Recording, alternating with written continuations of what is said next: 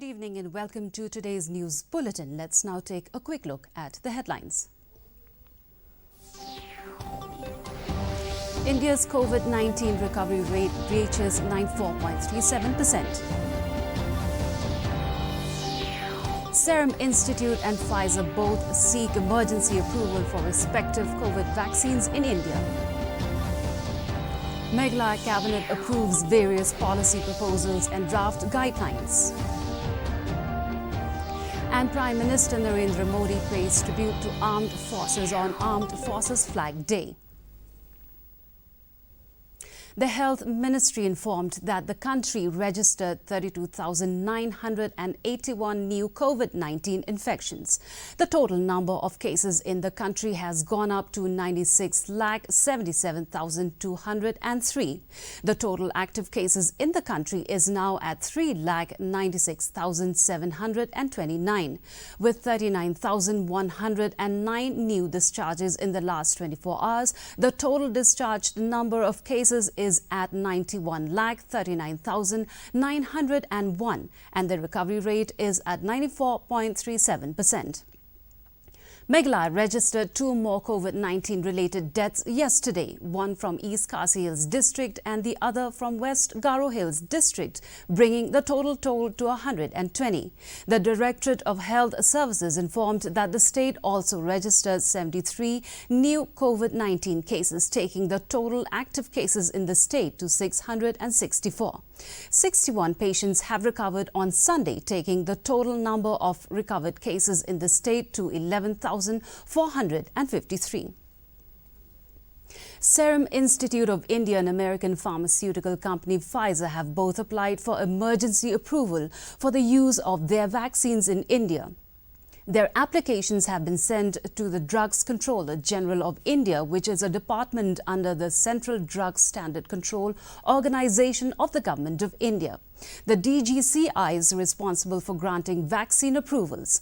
Both companies have sent informal requests for emergency approval citing prevailing circumstances, while SII has requested approval for its Made in India COVID vaccine candidate, Covishield, jointly developed with AstraZeneca and Oxford University. Pfizer has sought approval for importing its vaccine candidate for sale and distribution in the country.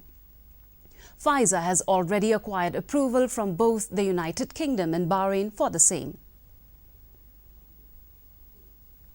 The Meghalaya Cabinet today approved various policy proposals and draft guidelines. Those approved include the draft Meghalaya Procurement Preference Policy for Micro and Small Enterprises 2020, which will encourage the setting up of micro and small enterprises and the use of local products from the state. Implementation of the guidelines formulated by the Ministry of Power, Government of India, relating to the payment of compensation towards damages for right of way for transporting and transmission lines was also approved, in addition to several others, including the proposal for the amendments to the Meghalaya Minor Mineral Concession Rules 2016. In the medical sector, the draft Meghalaya Nursing Council Rules 2020 and the Meghalaya Nursing Council's Regulation 2020 and the proposal to initiate postgraduate diploma courses for addressing the shortage of specialist doctors in Meghalaya for reducing MMR and IMR in the state were also approved. Today, the Cabinet sat for not less than 2.5 hours, starting from 11:30, and few decisions were taken as per the Cabinet memo brought in by different departments. We will put it in place, this Meghalaya Procurement Preference Policy for Micro and Small Enterprises, because as you are aware that the Government of India has encouraged now the micro and small enterprises to set up in the respective states in the country, and also to encourage their products for using it in the states. The proposal submitted by Health Department, it is approved that henceforth those MBBS who wanted to continue their further studies within the state, the government will create and set up a training center which is recognized all over the state. State Forest and Environment Minister James Sangma is optimistic that with timely intervention, the polluted rivers of the state will soon be rejuvenated. Stating this, Sangma said river rejuvenation is a very important area of focus for the government. The Meghalaya State Rejuvenation Committee had in 2019 prepared an action plan for the rejuvenation of the Wa Umkra and the Umshripi rivers that was approved by the Central Pollution Control Board. The action plan has assigned responsibilities to various government departments and local urban bodies. Sangma also informed that the Central Zoo Authority has given necessary clearances for a modernized zoo in Ribhoi district and that the work will start shortly. The zoo is expected to be completed by 2022. River rejuvenation is a very, very important focus area for us as a government. In fact, Chief Minister is very concerned about whatever you've mentioned.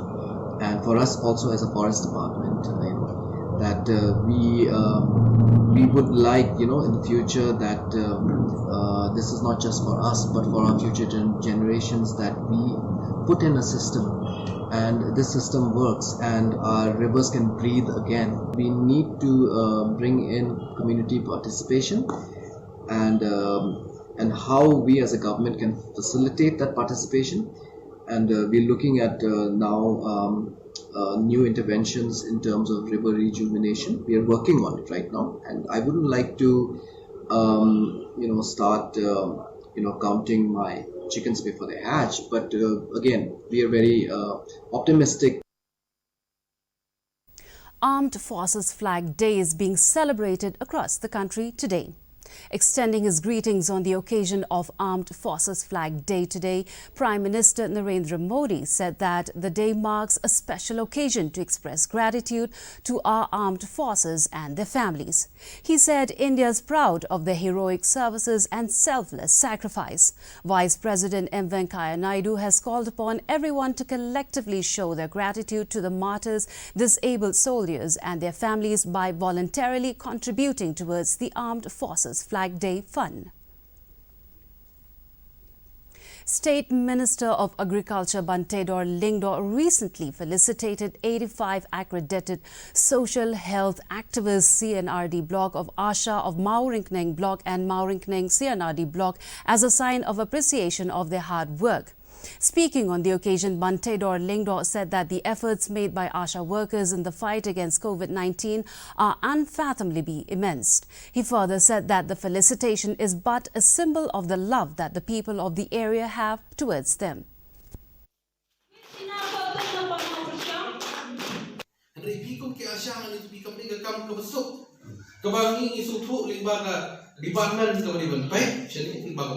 Limbag isodar sino, tiap ya kontak bagi Asya tiap ai yang report. Jadi diberi di kena ke bawah nama. Tiap bagi shop karantin buat di Shillong bulan penpen. Ya Asya tiap pernah report. Mana kalian ke health department. Kasi pelong program bopea. Bagi penbaik lampat, bagi syarjit ban ai award di Asya. Badan ka tugan ni ki Asya di badan ni ke belayo award ko. Limbag ka jingtri kamu joki. Kani galong si bentaban ay mensin. Handray nong ipi. Kamu kongsan galong berperkat pakai.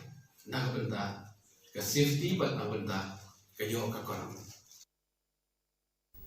And now for the weather report. The maximum temperature recorded in the city was 16 degrees Celsius and the minimum temperature was 7.8 degrees Celsius. The relative humidity in the morning was 70% while it was 74% in the evening. And the forecast says that moderate fog is likely to occur at isolated places in Shillong and its adjoining areas. Our news bulletin is now available live on our YouTube page. In addition to watching on television, viewers may visit the DD News Shillong YouTube channel to tune in to our daily bulletin. And before we wind up, here's the headlines once again. India's COVID-19 recovery rate reaches 94.37%. Serum Institute and Pfizer both seek emergency approval for respective COVID vaccines in India. Meghalaya Cabinet approves various policy proposals and draft guidelines. And Prime Minister Narendra Modi pays tribute to armed forces on Armed Forces Flag Day. And with that, we've come to the end of today's edition of the News Bulletin. Do join us back tomorrow at the same time. Good night.